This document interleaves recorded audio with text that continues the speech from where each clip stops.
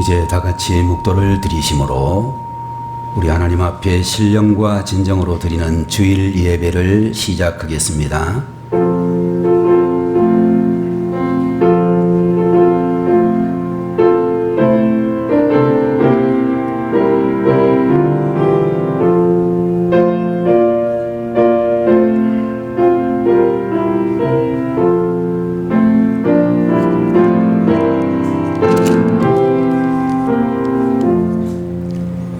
내 영혼아 여호와를 송축하라.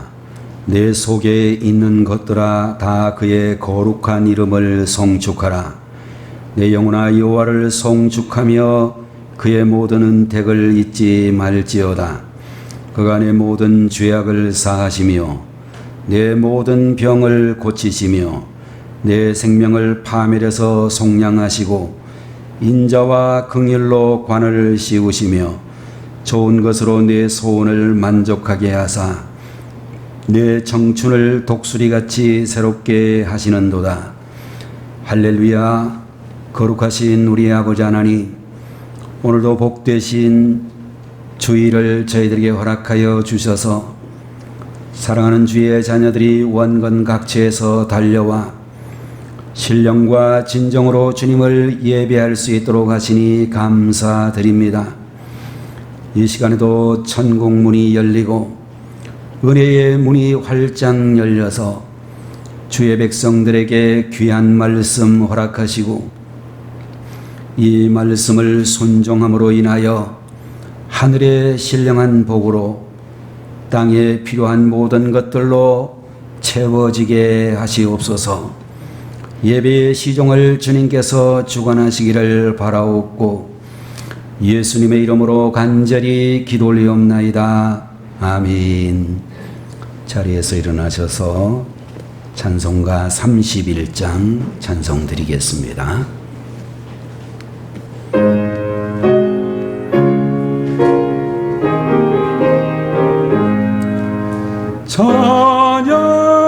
찬양하라 복되신 구세주 예수. 백성들아 사랑을 전하세. 경배하라 하늘의 전공과 천사. 주님 앞에 영광을 돌리세. 목자같이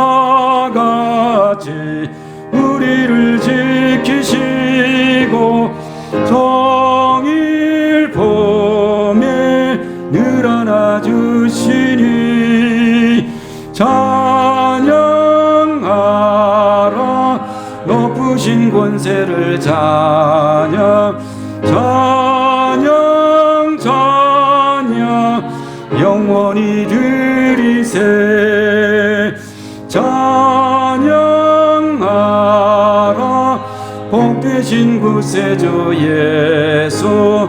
우리 대신 죽임을 당했네. 구주 예수 영원한 구원의 소망. 경배하며 겸손히 절하세. 찬양하라 우리 죄 지신 예수. 그의 사랑 한없이 크셔라. 찬양하라 높으신 권세를. 찬양 찬양 찬양 영원히 드리세. 찬양하라 복되신 구세주 예수. 인사들아 즐겁게 찬양해. 구주 예수 영원히 다스리시니 멸류관을 주 앞에 드리세.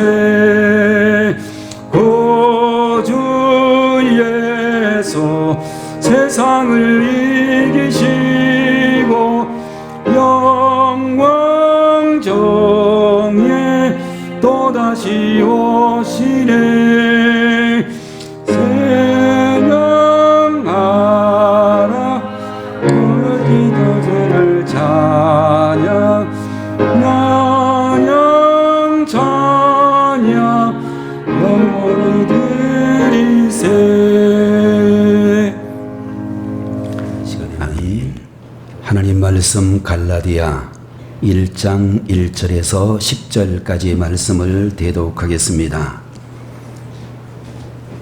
사람들에게서 난 것도 아니요 사람으로 말미암은 것도 아니요 오직 예수 그리스도와 그를 죽은 자 가운데서 살리신 하나님 아버지로 말미암아 사도된 바울은 함께 있는 모든 형제와 더불어 갈라디아 여러 교회들에게 우리 하나님 아버지와 주 예수 그리스도로부터 은혜와 평강이 있기를 원하노라. 그리스도께서 하나님 곧 우리 아버지의 뜻을 따라 이 악한 세대에서 우리를 건지시려고 우리 죄를 대속하기 위하여 자기 몸을 주셨으니 영광이 그에게 세세토록 있을지어다. 아멘. 그리스도의 은혜로 너희를 부르신 이를 이같이 속히 떠나 다른 복음을 따르는 것을 내가 이상하게 여기노라. 다른 복음은 없나니 다만 어떤 사람들이 너희를 교란하여 그리스도의 복음을 변하게 하려 함이라. 그러나 우리나 혹은 하늘로부터 온 천사라도 우리가 너희에게 전한 복음 외에 다른 복음을 전하면 저주를 받을지어다. 우리가 전에 말하였거니와 내가 지금 다시 말하노니 만일 누구든지 너희가 받은 것 외에 다른 복음을 전하면 저주를 받을지어다. 이제 내가 사람들에게 좋게 하랴 하나님께 좋게 하랴 사람들에게 기쁨을 구하랴 내가 지금까지 사람들의 기쁨을 구하였다면 그리스도의 종이 아니니라. 아멘.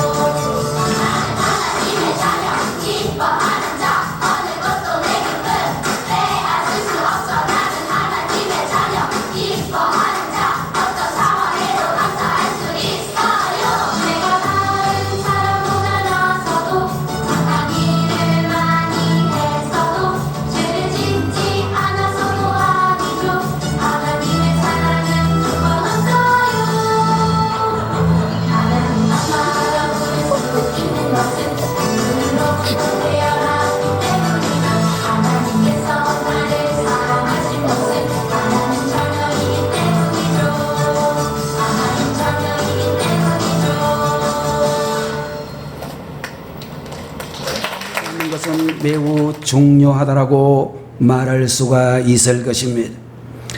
여러분들, 오늘 본문에 나오는 바울 선생이 갈라디아 교회를 향하여 갈라디아서를 쓴 이유에 대하여 말씀하시기를, 정말로 건강한 교회를 회복하기 위하여, 건강한 성도의 모습을 회복하기 위하여 초심을 잃지 말아라 라고 하는 그런 권고의 말씀을 갈라디아 교회의 성도들에게 말씀해 주고 있는 것입니다. 여러분들, 건강한 성도가 되어지고 건강한 교회의 모습을 회복하기 위하여 우리는 첫 번째로 복음의 본질에 충실한 교회가 되어야 될 줄로 믿습니다. 여러분들, 우리가 사도행전을 읽어보게 되면 갈라디아 교회라고 하는 이 교회는 바울과 바나바가 안디옥 교회의 파송을 받아 1차 선교행을 떠나게 될 때에 최초로 이 지역을 떠나면서 이 지역에 들어가면서 정말로 세웠던 교회라고 알려져 있습니다. 제2차 선교여행 때도 1차 전도여행 때 세웠던 갈라디아 교회가 어떻게 자라고 있는지 다시 들렸다라고 그렇게 말씀을 하고 있습니다. 여러분들, 바울 선생은 갈라디아 교회와 갈라디아 교회의 성도들에 대한 놀라운 애정을 가지고 있었는데, 바로 이 갈라디아 교회에 유대주의 이단자들이 들어오게 되었다라고 말씀을 하고 있는 것입니다. 여러분들, 이 유대교 이단자들은 사람이 믿음으로만 구원을 받는 것이 아니라 율법의 할례를 받고 율법의 모든 조항을 지켜야만 구원에 이를 수 있다, 이렇게 가르치고 있었습니다.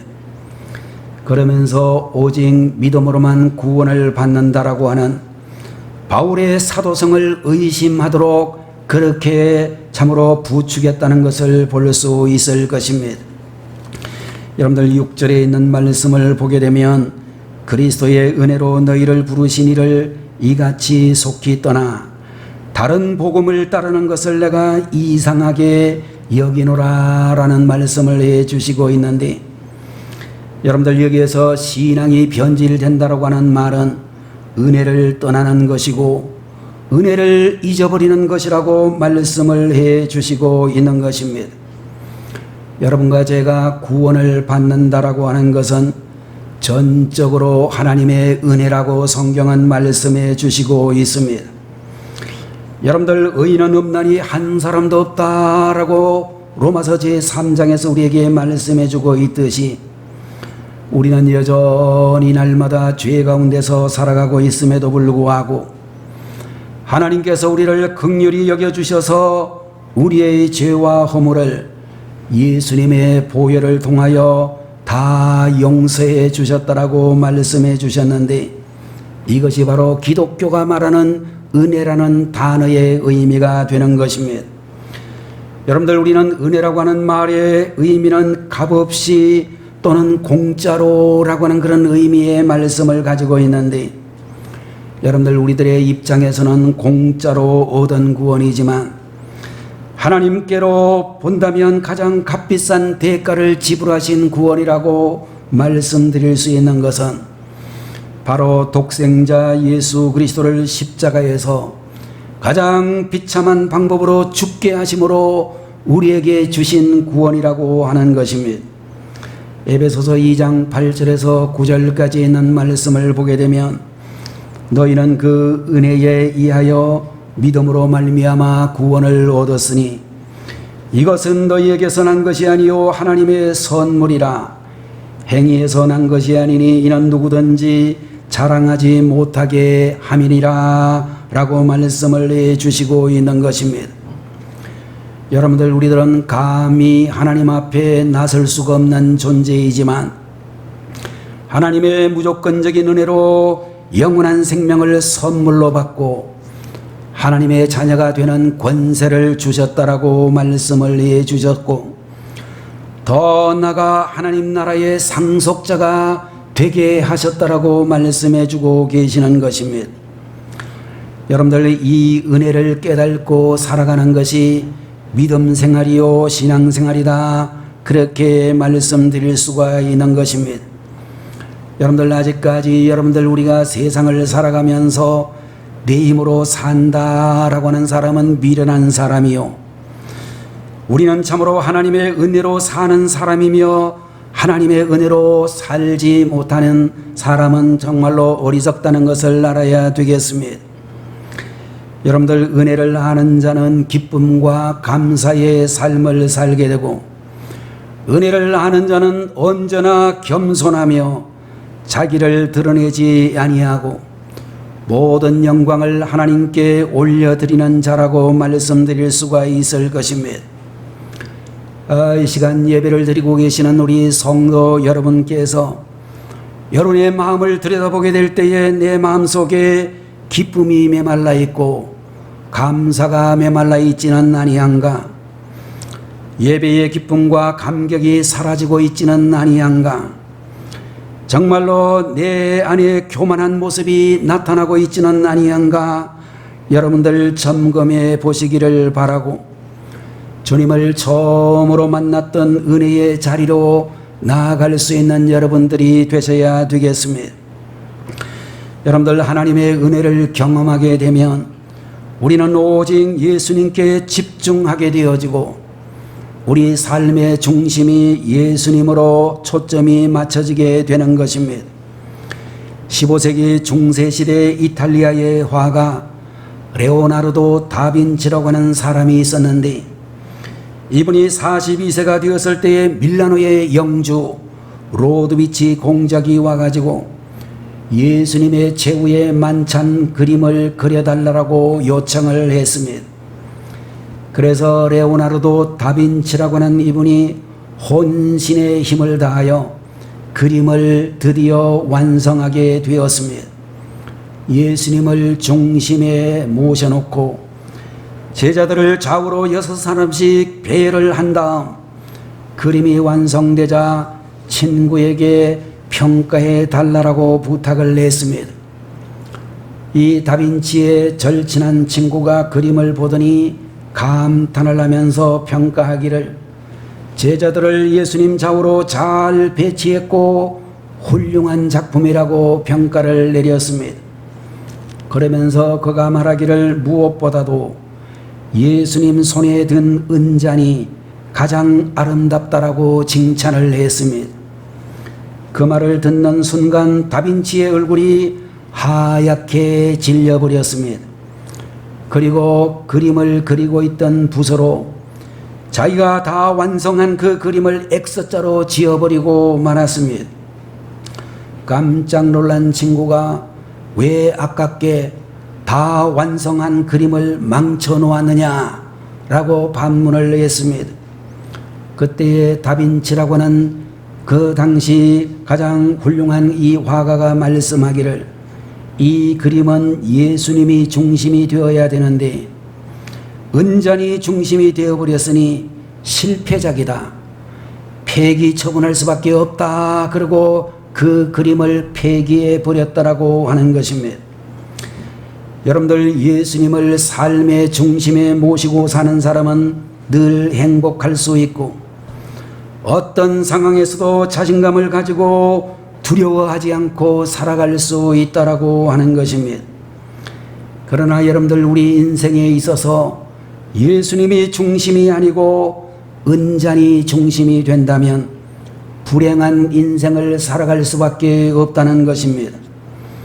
오늘날 많은 분들이 교회에 나와서 주일마다 정기적으로 예배를 드리지만, 그리고 많은 사람들 앞에서 자기는 교회 다니는 사람이고 예수 믿는 사람이라고 그렇게 입으로 이야기를 하지만, 정말로 재물의 은잔을 바라보고 명예의 은잔을 바라보고 욕심의 은잔을 바라보는 사람들이 대단히 많다라고 하는 것입니다.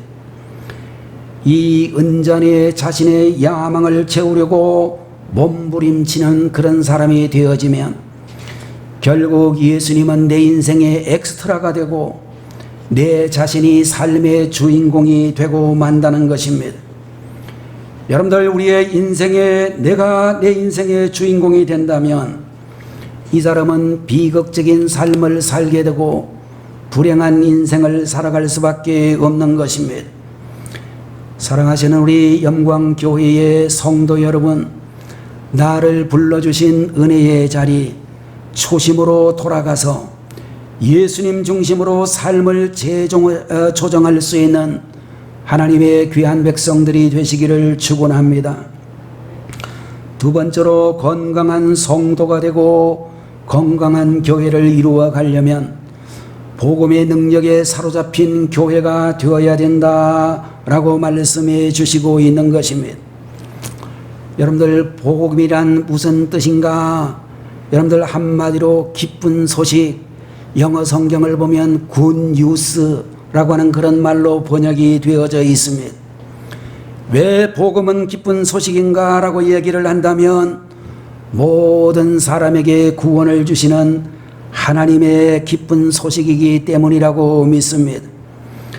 여러분들, 우리 하나님께서는 예수님을 통하여 죄와 율법과 모든 저주로부터 우리를 자유하게 하셨습니다. 죽음의 권세를 이기게 하시고 영원한 생명을 주셨으니 이보다 더 기쁜 소식이 어디에 있겠습니까? 본문 성경을 보게 되면 바울 선생은 매 절마다 다른 복음이라는 표현을 쓰고 있습니다. 여러분들, 다른 복음은 무엇인가? 복음에다가 다른 것을 첨가한 것이라고 이야기할 수가 있을 것입니다. 여러분들, 물에다가 술을 섞으면 그것은 더 이상 물이 될 수 없듯이 진리에다가 다른 것을 섞으면 비진리로 그렇게 되어질 수밖에 없는 것입니다. 유대교를 믿는 이단자들이 우리 기독교 교회 안에 들어와서 복음만 가지고서는 구원을 받을 수가 없고 복음 더하기 율법을 더하여야만 구원을 받는다, 그렇게 주장을 하면서 전통적으로 내려온 구약의 율법을 지켜야만 구원을 받을 수 있다라고 가르쳤고 할례를 받고 율법의 전통을 지켜야 한다라고 말씀하고 돌아다녔습니다. 여러분들, 이런 상황을 바라보면서 안타까운 심정으로 갈라디아 교인들을 향하여 3장 1절에서 3절까지를 보면 어리석도다 갈라디아 사람들아, 예수 그리스도께서 십자가에 못 박히신 것이 너희 눈앞에 밝히 보이거늘 누가 너희를 꾀드냐? 내가 너희에게서 다만 이것을 알려하노니 너희가 성령을 받은 것이 율법의 행위로냐 혹은 듣고 믿음으로냐? 너희가 이같이 어리석으냐? 성령으로 시작하였다가 이전은 육체로 마치겠느냐라고 말씀하고 있는 것을 보고 있습니다. 여러분들, 우리가 성령을 받은 것은 복음을 듣고 믿음으로 주어진 선물이라는 말씀을 강조하면서 결코 우리의 행위와 결과로 주어진 것이 아니라고, 지금까지 우리가 성령님의 은혜 가운데서 살았는데 다시 육체로 빠지는 어리석음에서 벗어나야 된다라고 말씀하고 있는 것입니다.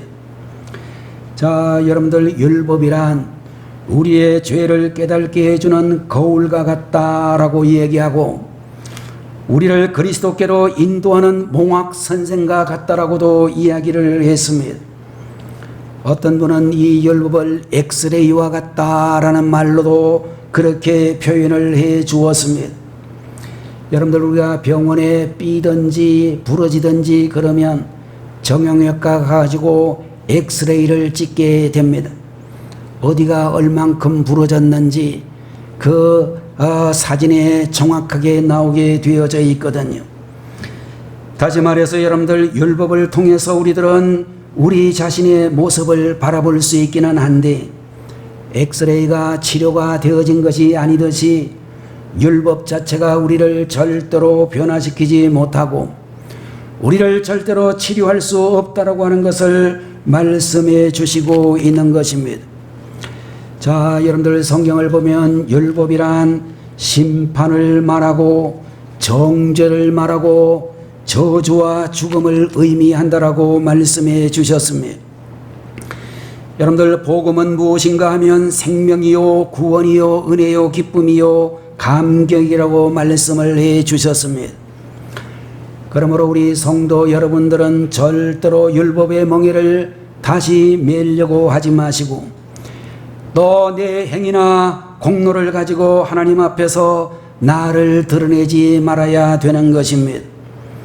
오직 예수 그리스도의 복음으로 오직 예수님의 은혜로 오직 예수님의 능력을 믿고 의지할 수 있는 분들이 되셔야 된다는 것입니다. 아직까지 내 안에 있는 율법의 멍에로 인하여 죄책감이나 수치심이나 열등감에 사로잡혀 있다면 예수님의 이름으로 단호하게 끊어버릴 수 있는 여러분들이 되셔야 될 줄로 믿습니다. 여러분들 우리가 일반적으로 맹수라고 하는 그런 동물의 이야기를 한다면 사자나 호랑이 같은 그런 동물을 우리 머리에 떠올릴 수가 있을 것입니다. 사자가 이제 정말로 사냥을 할 때 호랑이가 사냥을 하게 될 때의 성공률이 얼마나 되는가? 여러분 생각에는 그저 그래도 100%는 아니라도 90% 이상 되지 않을까 그런 분들이 계시지만 여러분들 사자나 호랑이의 사냥 성공률은 5% 정도밖에 되지 않는다라고 알려져 있습니다. 사냥하기에 좋은 조건을 갖추고도 왜 그렇게 많은 실패를 하는가?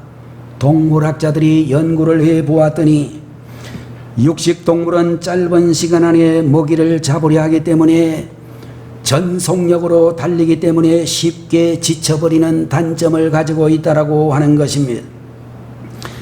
그러나 풀을 뜯어먹고 사는 초식 동물들도 위기 상황이 되면 자기 방어를 위하여 또는 새끼들을 보호하기 위해 공격적으로 변하기 때문에 실패율이 높아질 수밖에 없다라고 하는 것입니다. 자, 여러분들 맹수가 이토록 많은 실패를 한다면 맹수는 실제로 그렇게 강한 존재가 아니라는 말이 되어질 것입니다. 여러분들 만약 육식동물의 사냥 성공률이 95% 정도가 되면 어떻게 될까? 그러면 육식동물은 사냥에 전력을 기울이지 않게 될 것입니다. 사냥이 생존을 위한 것이 아니라 놀이나 장난처럼 되어버릴 가능성이 많습니다. 여러분들 사자는 토끼 한 마리를 잡을 때도 최선을 다한다라고 하는 속담은 없어질 가능성이 대단히 높습니다. 사자는 먹잇감이 넘쳐나서 과식으로 비만이 되고 현대인들이 가진 성인병이 맹수들에게도 걸릴 가능성이 높아질 것입니다. 사냥을 위해서 최선을 다해서 생긴 강인함도 사라지고 결국에는 단 한 마리도 사냥할 수 없게 될 정도로 약해지게 될 위험성이 높습니다. 여러분들 95%의 성공률은 맹수들에게 있어서 오히려 생존의 위협이 될 수도 있다라고 하는 것입니다. 오늘 이 자리에 계시는 우리 성도님들, 우리는 스스로 사자라고 하는 환상에서 벗어나야만 하는 것입니다. 현실은 그렇지 않은데 사자는 언제나 자신이 밀림의 왕자라고 생각하고 사로잡히고 남을 비하하고 조롱하며 자신의 힘을 자랑하게 되어지고 자기의 마음에 들지 않으면 정죄하는 그런 상황이 되어지게 될 것입니다. 여러분들 우리는 사자가 아니라 하나님의 어린 양이다. 성경은 그렇게 우리에게 말씀해 주시고 있는 것입니다. 여러분들 양이라고 하는 존재는 자신을 보호할 수 있는 아무런 힘과 능력이 없고 목자가 반드시 필요한 짐승이라고 볼 수 있을 것입니다. 가장 약한 동물이기는 하지만 목자와 함께하면 어떤 두려움도 가질 필요가 없게 되고 무엇을 먹을까 무엇을 마실까 염려할 필요가 없다라고 하는 것입니다. 성경은 우리에게 말씀하시기를 우리 복음의 능력은 약한 가운데서 나타나는 능력이다. 그렇게 우리에게 말씀하시고 내가 약할 그때에 목자 되시는 주님이 동행하심으로 말미암아 넉넉히 이기게 하신다라고 말씀을 해 주시고 있는 것입니다. 1960년대 대한민국 사회 전체를 뒤흔들어 놓았던 흉악범 고재봉이라는 사람이 있었습니다. 고재봉은 이 사건을 계기로 사형수가 되어 감옥에 갇히게 되는데 그의 눈에는 살기가 등등했습니다. 그를 보는 사람들이 무서워 모두 피할 정도였고 심지어 간수들조차도 함부로 그를 대하지 못할 정도로 포악한 사형수였습니다. 그러던 어느 날 한 목사님을 통하여 그가 전도를 받게 되었습니다. 성경을 읽다가 성령님의 감동을 받게 되어졌습니다. 자기가 얼마나 흉악한 죄인인지를 깨닫게 되어졌습니다. 그리고 눈물로 회개를 하고 예수님을 구주로 영접하게 되었습니다. 그런 복음의 능력 앞에서 완전히 새 사람이 되었고 거친 말과 행동이 순한 양처럼 온유한 사람으로 변했습니다. 그가 있었던 교도소에 재소자가 2,000명이 있었는데 고재봉을 보고 1,800명이나 되는 사람들이 예수님을 믿게 되었다라고 알려져 있습니다. 그는 사형이 집행되던 날 기도한 후에 하늘 가는 길이 밝은 길이 내 앞에 있으니 라는 찬송을 부르면서 형장의 이슬로 사라졌습니다. 여러분들 복음 앞에서 변화되지 않을 것만 같았던 사람이 변화되었고 이것이 바로 복음의 능력이라고 우리들은 이야기할 수 있을 것입니다. 여러분들 우리는 예수 그리스도의 복음의 능력을 단단히 붙잡으시는 성도들이 되시고 복음과 세상 사이에서 양다리를 걸치고 머뭇거리는 사람이 결코 되지 말아야 될 것입니다. 요사이 프로야구가 개막이 되어져서 관중들은 없지만 열심히 선수들이 운동을 하고 있습니다. 그런데 이 야구 선수들이 때때로 부상을 입는 경우가 생기는데 왜 부상이 생기느냐 하면 야구 방망이를 약하게 잡으면 큰 부상에 이를 수가 있다는 것입니다. 야구 방망이를 약하게 잡고 공을 치게 되면 손이 울리게 되어져서 관절이 끊어지거나 돌이킬 수 없는 중상을 입게 되어졌다고 하는 것입니다. 그래서 느슨하게 평상시에 잡았다 할지라도 타격을 해야 되는 그 순간만은 공을 단단히 잡아야만 그야말로 안타도 치고 홈런도 치게 된다는 것입니다. 여러분들 우리 성도님들은 복음의 능력을 단단히 붙잡고 달려가는 성도들이 될 때에 우리는 영적으로 승리하는 하나님의 종들이 된다라고 하는 것입니다. 세 번째로 건강한 성도가 되고 건강한 교회가 되기 위해서는 복음 증거에 힘쓰는 교회가 되어야 한다라고 말씀해 주시고 있는 것입니다. 여러분들 우리가 주님으로부터 부름을 받은 이유는 우리 영광교회가 이 지역에 세워진 이유는 복음으로 말미암아 많은 사람들을 구원하기 위하여 세워졌다라고 믿는 것입니다. 당시에 무서운 전염병이 돌아서 대부분 많은 사람들이 죽어가고 있었는데 원래 의사였던 이 버클리라고 하는 선교사는 자기가 가지고 있었던 백신을 가지고 많은 사람들을 치료할 수 있었습니다. 그렇게 백신을 쓰다가 보니 이제 백신이 딱 마지막으로 한 개만 남았습니다. 그런데 그 백신이 한 개가 남았으니 순간적으로 이 백신을 선교사님이 맞아서 건강을 유지하고 다른 사람에게 복음을 전하는 것이 마땅하다라고 생각이 되어지는데 백신이 마지막 남은 그 순간 이 선교사님 앞에 어린아이 한 사람이 이 백신을 주사를 맞기 위해서 서 있었습니다. 버클리 선교사는 그 어린아이에게 백신을 맞춰주고 그리고 자신은 그 질병에 들어서 그 땅에서 순교를 했습니다. 이 버클리 선교사의 순교의 피가 오늘날 중국 공산당이 지배하고 있는 그 세계에서 운남성이라고 하는 그 지역, 권명이라고 하는 지역에 수많은 기독교인들이 지금도 열심으로 신앙생활을 하는 터전이 되었다고 하는 것입니다. 초대교회 시절 유명한 교부 터툴리안이라고 하는 분이 계셨는데, 교회는 순교의 씨앗을 먹고 자란다 라고 하는 그런 말씀을 하셨습니다.